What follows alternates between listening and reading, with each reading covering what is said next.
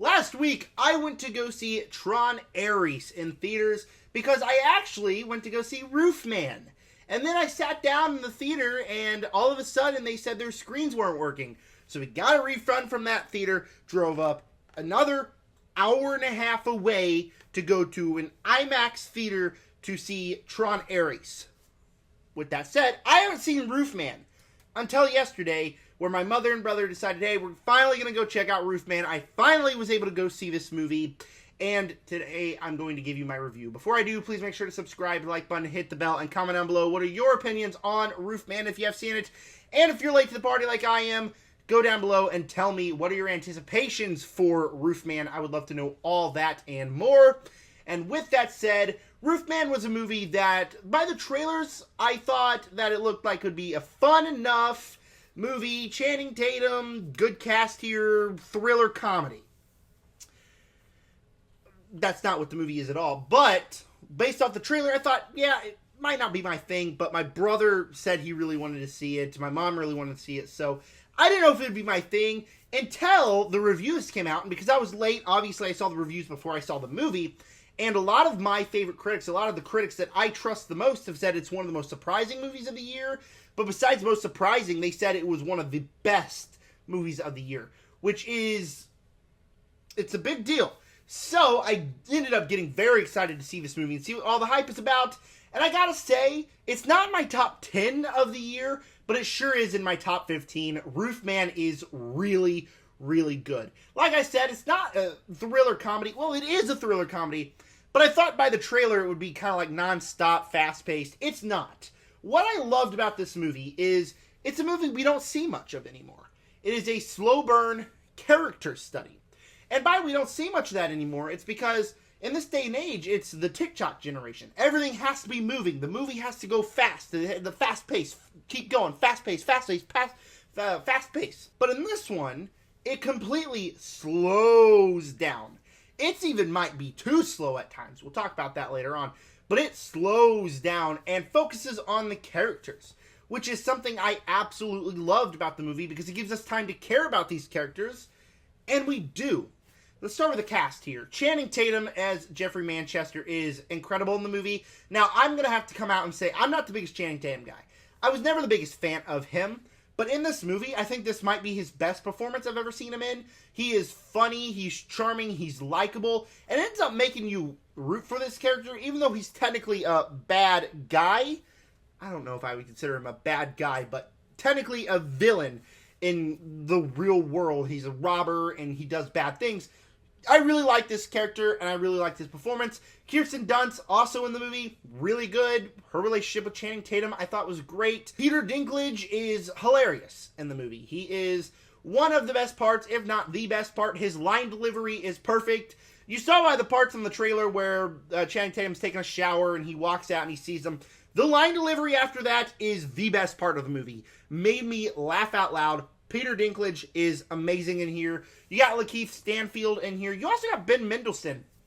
Two characters who don't really have a big part in the movie, but they do their part. In fact, when Ben Mendelsohn came on screen, I was like, is that Ben Mendelsohn? And then by the end of the movie, I didn't think it was. And then the credits said Ben Mendelsohn. And I'm like, Ben Mendelsohn is in this movie, I guess. And they're good in here. They don't have big parts, but they are good in here. So this cast is great.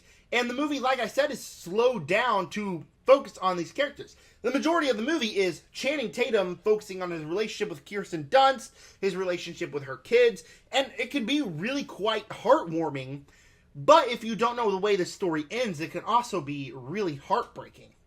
Because the movie is just over 2 hours. It's actually 2 hours and 6 minutes, including credits, and the movie spends so much time with this family that you start to just feel like it's a heartwarming movie like this, but it's based off a true story.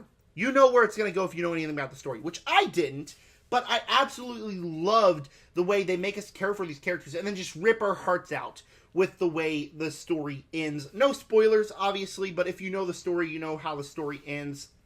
The movie is quite funny.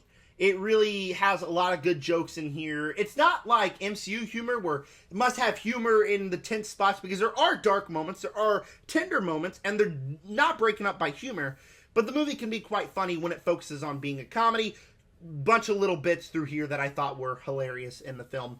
And it is very intense. It is a very intense movie because, yet again, not to sound like a broken record, but the movie makes you care for these characters, so you care about the predicament they're in, and by the time you get to the back half of the movie, when stuff's going down, it's very intense. There was a sequence in the movie where I'm like, okay, it's time to lock in, and I got fully locked in on what's happening in the movie, and it just delivers. And the movie's not like your typical blockbuster. You're not going to watch this movie and you're going to think the ending's going to end off in a grand shebang. It doesn't. It just kind of ends. It just kind of ends slowly, eases into it, and when the end results happen, it's not just a big bang. It's just like, okay, that happened. Because it's based off the real world, and the movie doesn't try to do the big Hollywood thing where it has to make everything a big spectacle. It actually just focuses on, yeah, okay, that happened. Because the movie really, the movie story about him being the robber and hiding out in Toys R Us, that's kind of like put to the back burner, and the majority of the movie is focusing on these characters, and the movie succeeds in making you care for these characters. And along the way, you have just so much nice humor and tense moments and just tender moments to where I really enjoyed this movie. And it's like, it's a movie that might feel a little bit too long. We'll talk about that here in a second. But I feel like every bit of it was worth it. And by the time we got to the ending, I thought it was satisfying. And I really enjoyed this movie. And I left the theater like, I haven't seen a movie that slow but that effective in quite a long time. So Roofman is a really good movie. I'm highly going to recommend the movie to you guys. Like I said, the movie can be a little bit too slow. Not like a lot too slow, but there are sequences where we're going to church and we're standing there and we're just listening to all the church choir sing. Feel like that bit could have been cut out of the movie because it just kind of drug on, and you know the tense moments are coming, and I'm kind of getting restless in my seat knowing that something's coming, and we're just spending more time at church with these characters, and they're not actually doing anything. They're just standing there listening to the choir. So there are moments that are a little bit slow. My mom did not like the movie. She thought it was way too slow for her. She thought it was not good. She thought it was boring. Now, me and my brother both really enjoyed the movie. I really liked it because of how slow it was and how much it focused its time on the individual character moments. My mom didn't. So if you saw the trailer and you thought this was going to be such an awesome Hollywood blockbuster movie, fast-paced, it's not that. It's slowed down. But for me, who was hoping that it was something more than just being kind of a generic action thriller comedy movie, it nailed that. With the character moments, the tense moments, and how it really focuses on the characters, takes its time, and it hits way more effectively than if the movie was 90 minutes long and cut out all this individual bits and pieces and stuff to make the movie shorter and never slow down. So, Roofman for me was a pretty huge success. It is one of my most surprising movies of the year. I really liked Roofman. Before I give you my final score, please make sure to subscribe, hit the like button, hit the bell. Comment down below what are your opinions on Roofman, and if you haven't seen it, are you excited for it? Did this review make you want to go out and watch the movie? Because I highly do recommend it. With that said, Roofman focuses on the characters, has tender moments, intense moments, and has humor sprinkled in. It might be a little bit too slow for some, but it's something I appreciated because I haven't seen a movie this slow and focused on the character moments in a long time. And there's going to be people that say, the Smashing Machine's out, and that movie's real slow. I haven't seen The Smashing Machine, so that doesn't count.